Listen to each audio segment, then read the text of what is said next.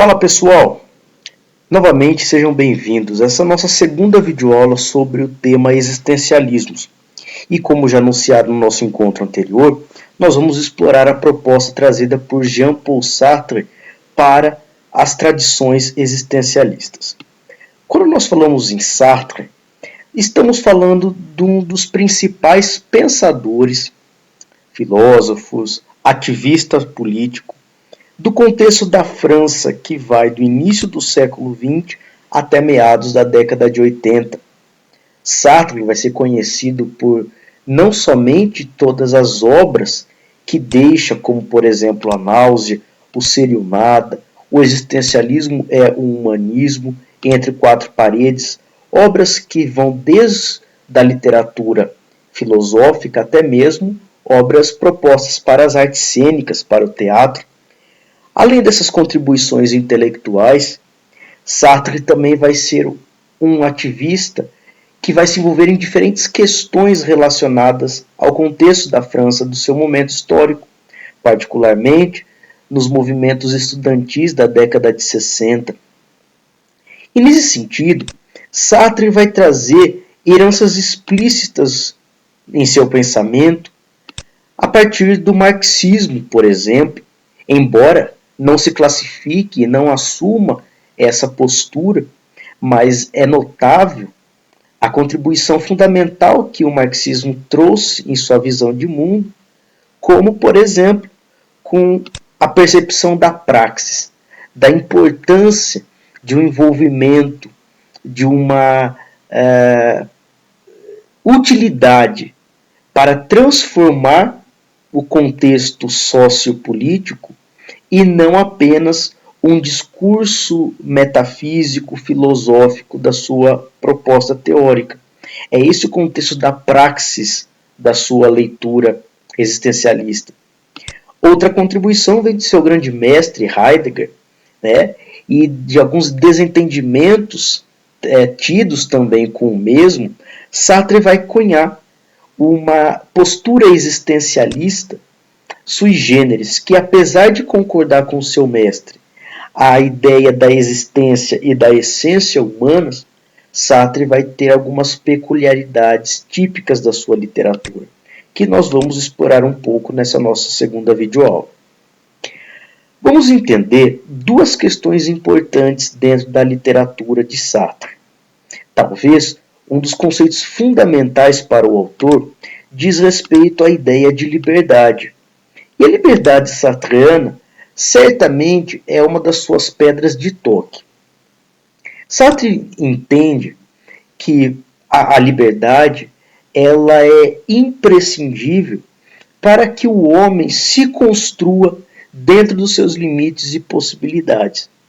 Estamos falando, de novo, dessas tradições existencialistas preocupadas em entender essa própria existência do ser humano, mas não como um ser humano externo, como um objeto dado, mas em suas possibilidades de estar sempre se auto e co-construindo.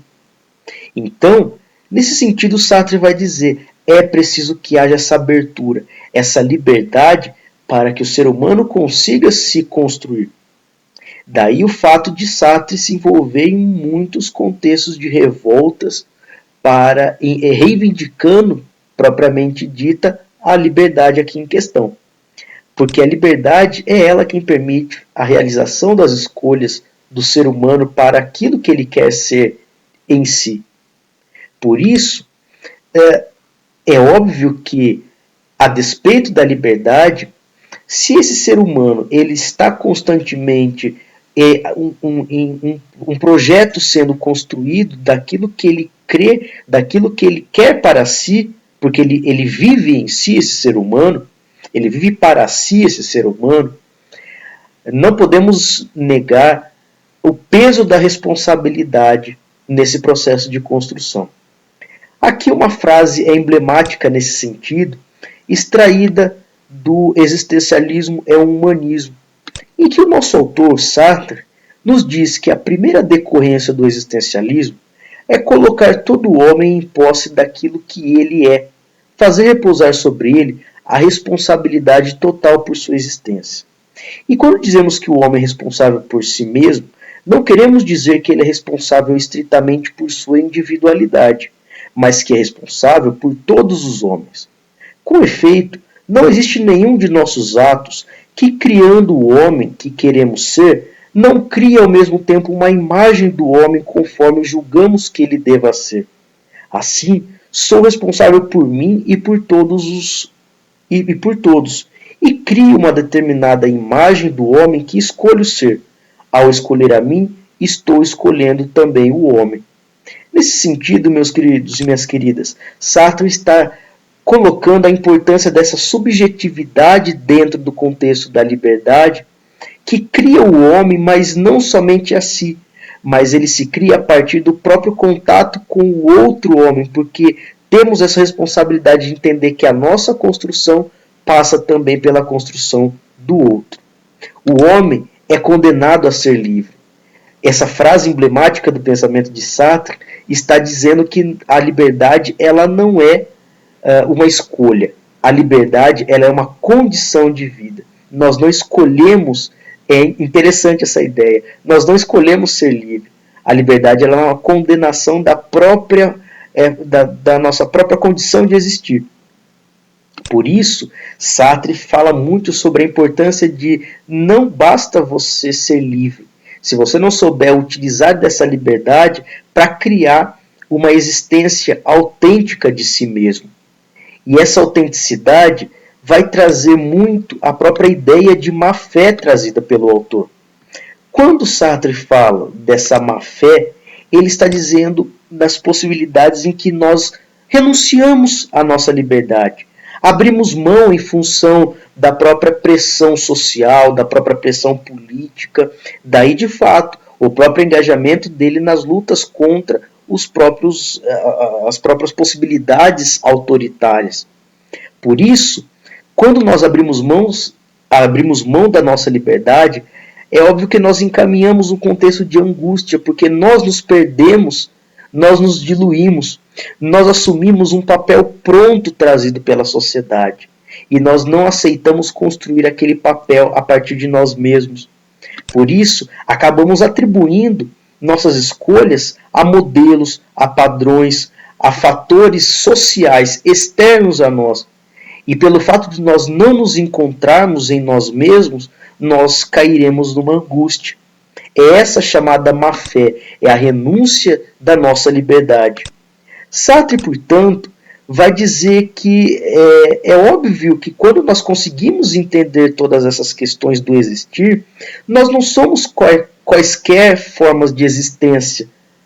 O ser humano ele possui uma existência específica, porque é um ser humano que vive para si. É aquele ser humano que vive em função de construir aquilo que ele quer ser. Ele é um ser inacabado. Nós não conseguimos entender o que somos, mas a certeza que nós temos é de que nós somos um eterno ser em construção. Nós somos um não ser, porque na medida em que eu me construo, eu já estou me desconstruindo.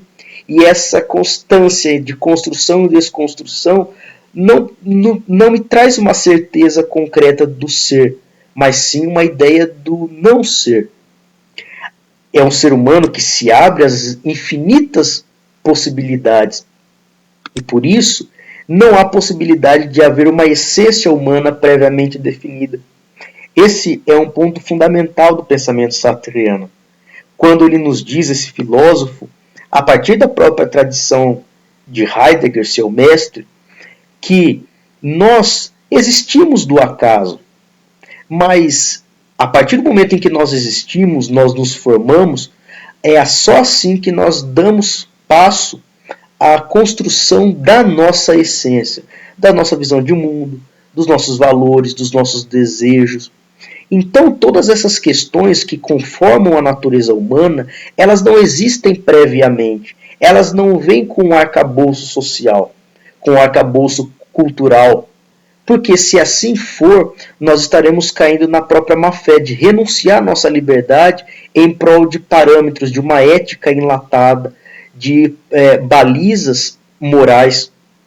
Nesse sentido, Sartre está dizendo, vamos entender que nós existimos do acaso, e a partir dessa existência é que nós passamos a construir a nossa essência, o vir a ser do nosso ser, que passa a partir de agora ser entendido como um ser que vive para si mesmo e não para, na verdade, construir ou viver para os outros.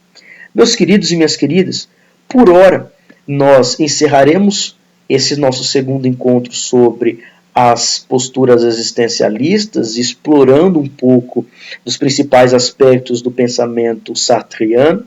Na nossa próxima e última videoaula, entraremos um pouco na exploração de Heidegger, também outro expoente do pensamento existencialista, que não pode ser deixado de lado nesse nosso estudo preparatório.